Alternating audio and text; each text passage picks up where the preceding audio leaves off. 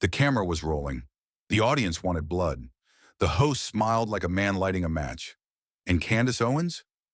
She was supposed to deliver the knockout, but then she looked at the woman across from her and chose something no one saw coming. The green room buzzed with fake calm, stylist brushes clicking, producers whispering into earpieces, LED lights flickering on screens.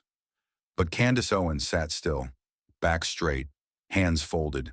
She wasn't nervous. She didn't get nervous. Not anymore. Tonight's segment had been teased for hours on social media. Candace Owens versus a rising liberal voice, live at 8 p.m. The producers had done their job hyping the drama. The hashtags were already trending. "Big one tonight," said a young assistant, handing her a bottled water. "They're saying the other guest has been tweeting about you all week." Candace raised an eyebrow, but said nothing.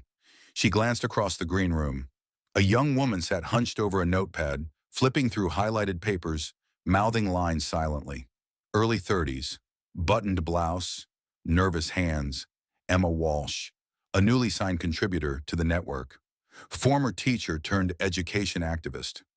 Fresh out of the nonprofit world and into the lion's den of primetime cable news, Candace studied her.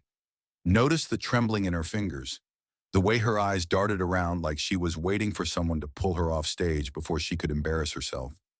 She'd seen that look before, years ago, in her own reflection. The producer popped in. "All right, folks, 2 minutes. Let's light this up." The phrase landed hard. Light this up. That was the goal. Not insight, not dialogue, drama. Candace stood, adjusted her blazer, and walked toward the set. The studio was colder than she expected. They always were.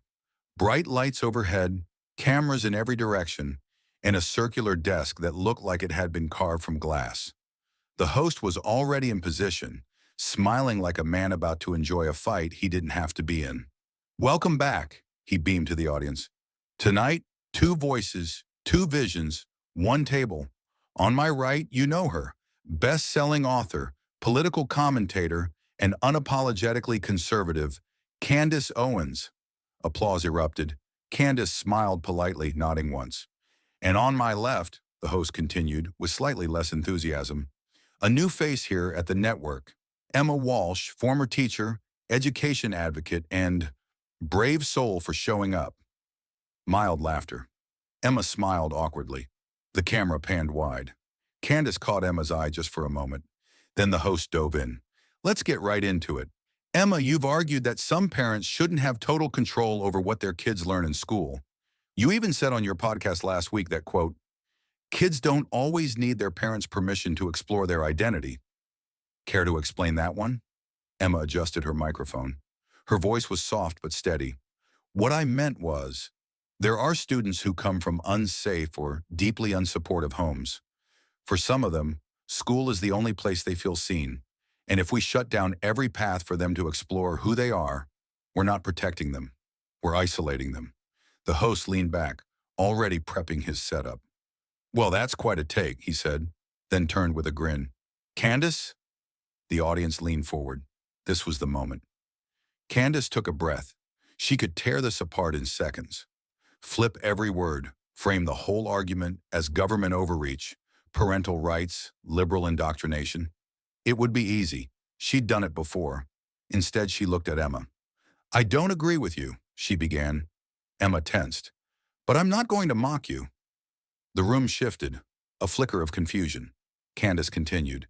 "You're not some media-trained political hack. You're someone who actually cares. And even though I believe you're wrong on this, deeply wrong, I also know this industry feeds off people like you.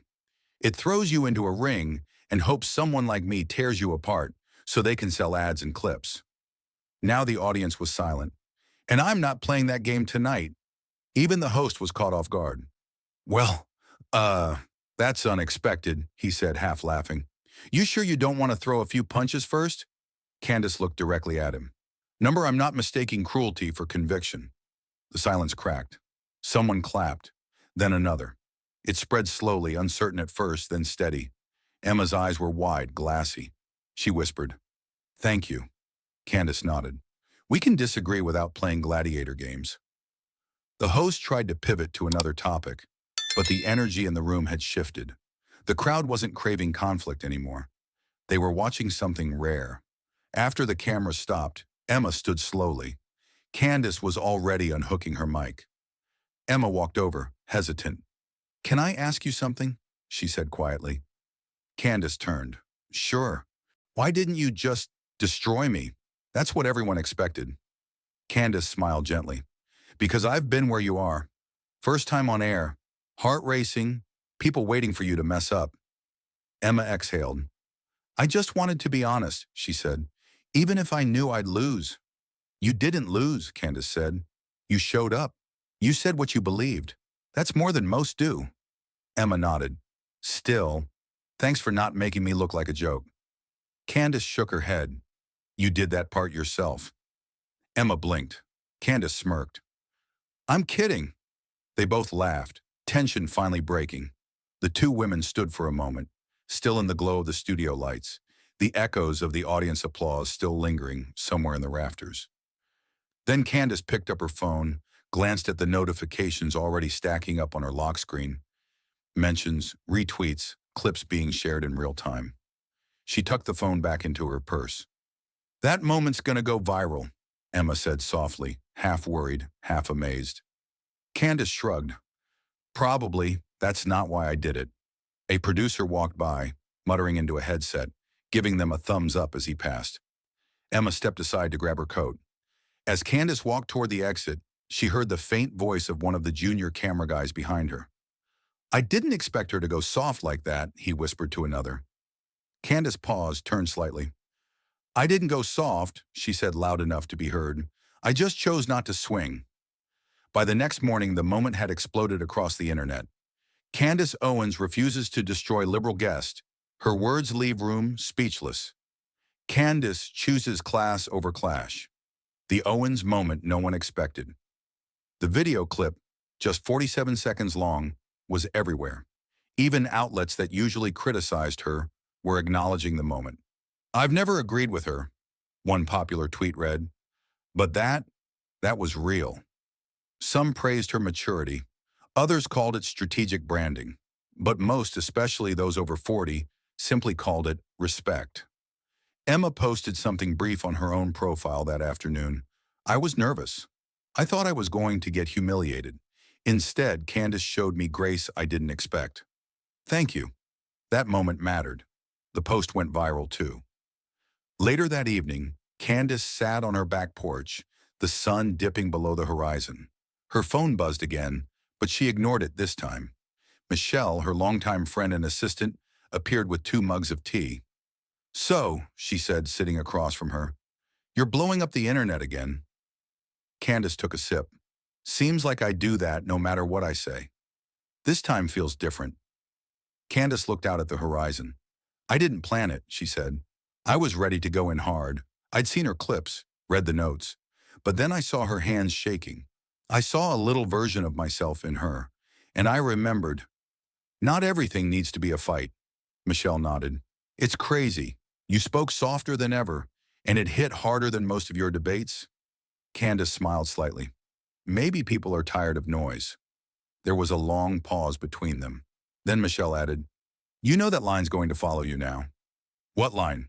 "I'm not mistaking cruelty for conviction." Candace exhaled. "Good, I meant it." 3 days later, Candace received a letter. Handwritten. No return address. The handwriting was shaky, like someone older or ill. "Dear Ms. Owens, I watched your appearance on the panel with that young teacher. I'm a retired Army veteran and lifelong conservative. I usually scream at the TV when liberals talk. But that night, I didn't. You reminded me of something I'd forgotten. Disagreement doesn't mean dishonor. I don't know what that girl believes, but I know you treated her like a human being, and that made me proud. Thank you. Keep leading the way." Paul M., Ohio. Candace read it twice, then folded it carefully and placed it in her desk drawer. The same drawer where she kept letters from her grandmother, her first book outline, and the article that had launched her career. Not everything needed a response. Some things just needed to be remembered. They wanted her to crush, to win the segment, to trend. But she chose to do something harder. She chose dignity. She chose to protect someone who wasn't ready for the fire. And in doing so, she reminded everyone watching that strength isn't just volume. Sometimes the quietest moment echoes loudest. And sometimes the strongest thing you can do is not swing at all.